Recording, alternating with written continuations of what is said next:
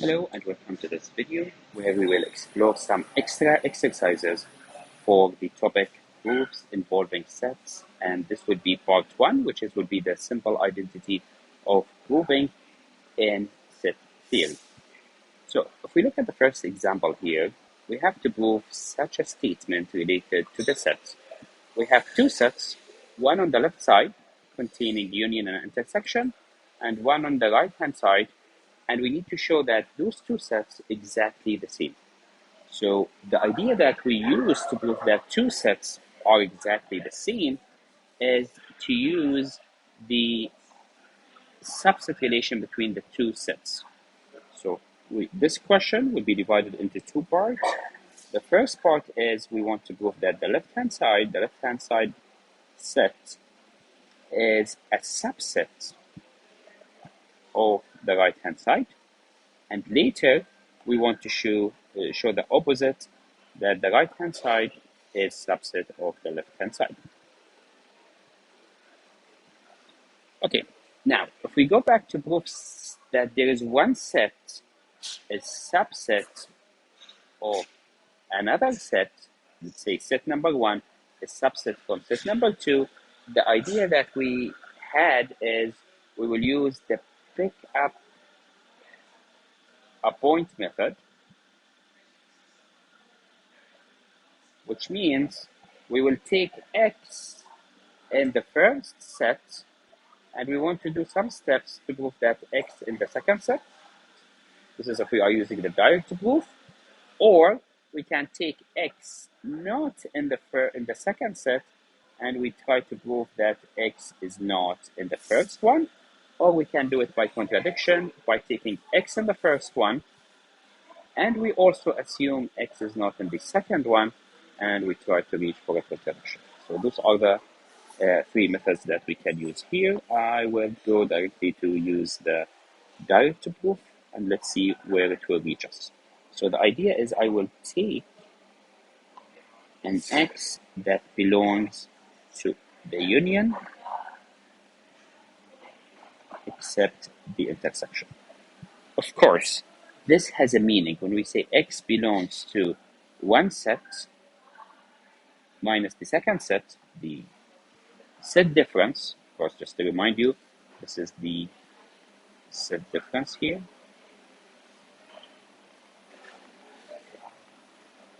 This means we can write it as it means, or we can write it as many things. Let me just try to introduce some more notations. We can write it as equivalent.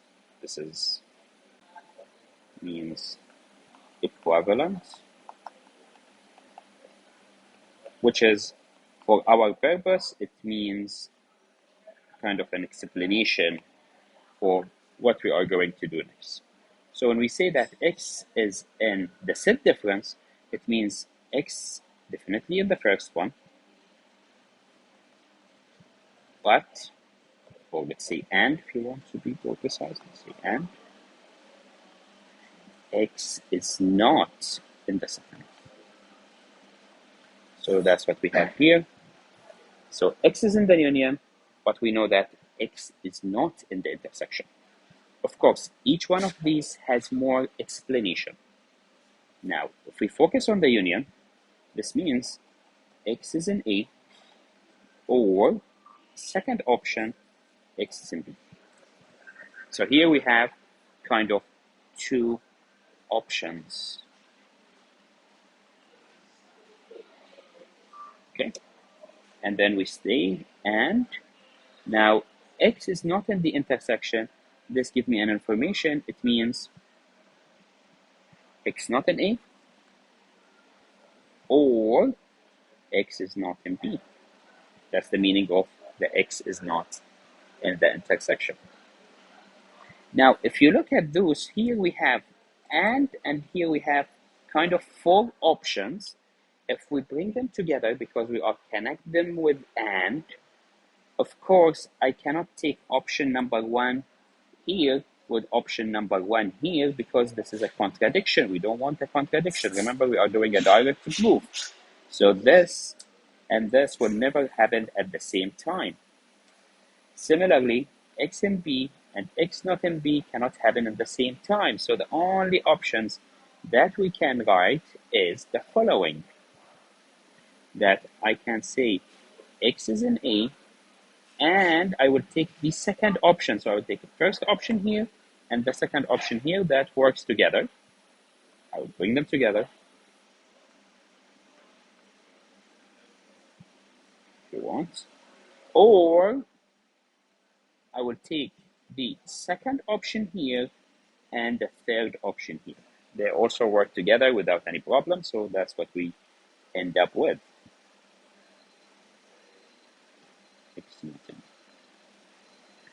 Now, again, an explanation, more explanation if you want. Just try to continue like this.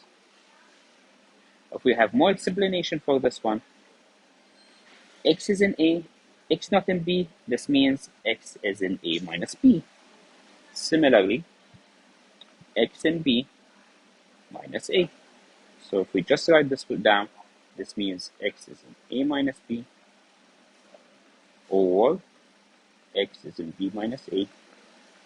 And now the final statement is, because we have the or will be a union, and x would be in the first one, or x in the second one. And I think this is exactly the right-hand side that we would like to prove, and this is how we prove part number 1. So please pause the video, have a look at this one, follow the instruction here, and see how things are going. Of course, for the other side of the subset relation, you can do the same steps going from down to up. But again, you have to be careful. You have to write the steps. Just make sure that every step follows from the previous step, and that's how we prove it. So I will leave part 2, or number 2, which is already here now for you, which is proving that the union of the differences is subset of A union B, difference A intersection B, and this is, I will leave it exercise, but of course use part 1, because part 1 is already telling you the steps, just going from bottom to top. And that will take care of the first example that we have for today. If we go now to example number 2, is a little bit different statement, different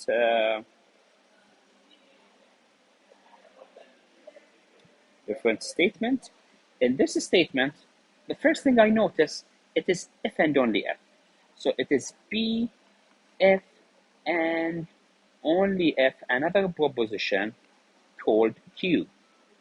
So here I have to do 2 proofs. First, I have to prove B implies Q by any method of proofs, and then I need also to prove that Q implies B by any other method of proofs. You can use direct proof, proof by contrapositive, and proof by contradiction. So this statement is actually 2 questions at one. So let's do them one by one, and let's see what we need and what we have. So let me start with B implies Q. This is number 1. Now, before I do B implies Q, let me write it down as a statement. So if A intersection B equal to A, then A is subset of B. So we need to prove such a statement. I will use the direct proof. I will write what I have, what I need, what I know.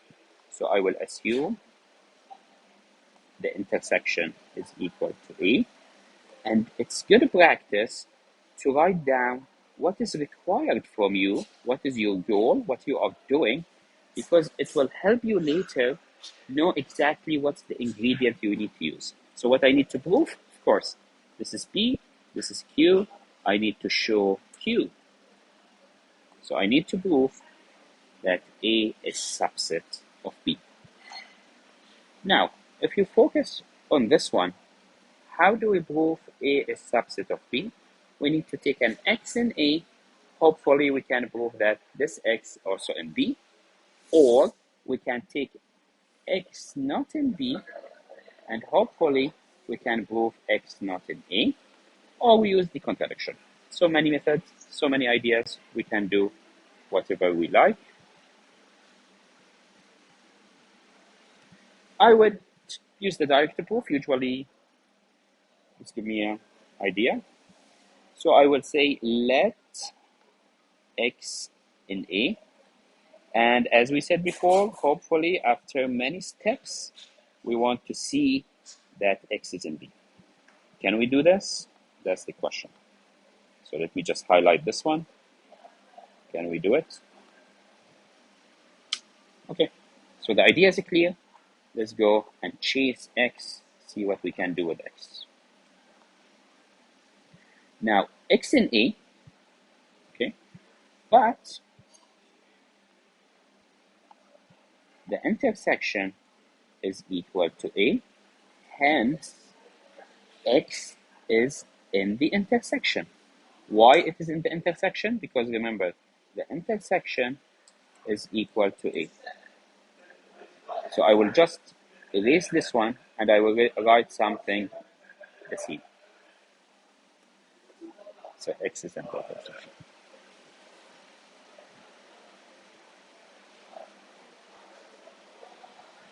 Now what does it mean X is in the intersection? It means X is in A and X is in B. That's what it means for something in the intersection.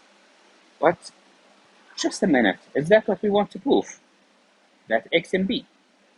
Exactly, we got it in the, so X is in B, and that's exactly what I want to prove, and that's the end of the first part of our proof today.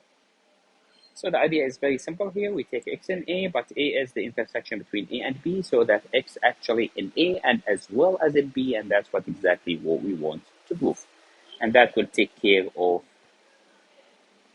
B implies Q.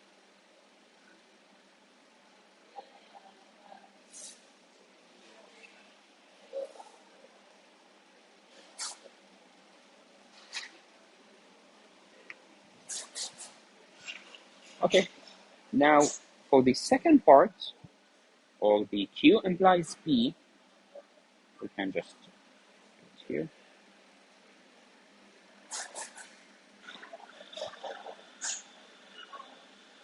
Number 2, Q implies B. So here we need to prove if A is subset of B, then the intersection is equal to A. So again, I will use direct proof. So I will assume A is subset of B, and I will write what is required.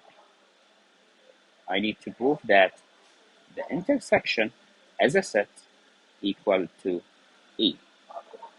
Now, I know you have to remember how we prove that two sets are equal. We need to prove that the first one is subset from the second one is subset of the first one. Now, this one, we know it.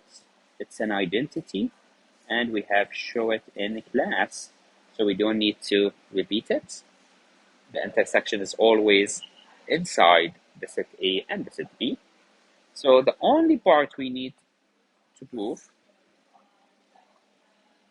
we only need to show that A is subset of the intersection. Of course, because the other side is already, we know it. Now, how do we prove that A is in the intersection? As usual, let X in A. Hopefully, after many steps, we will get to convince ourselves that X is in both of them. Let's see if we can do this. For now, this is just a highlighted text. We don't know for sure if it is the case or not. We need to prove it. Okay, now X is in A. What do we know more than this? We know that A is subset of B. So if X is in A, then for sure X also in B. Now, X is in A, hence X is in B. Just to remind you why this is a 2, let me go with a different color, maybe. Why this is a 2? Because A is subset of B. Now, can you see those two steps? X is in A, X is in B, thus X is in A, and X is in B. Therefore, X is in the intersection, and exactly what I need to prove, so I don't need to continue with this one. And if we look at this completely, this is the end of the proof. Please have a look at this one. It's a simple, direct, straightforward example of how we show that two sets are equal. We take one subset of the other, or how do we show if and only if. I hope you have enjoyed this video. Please like and subscribe and watch the next video for part 2.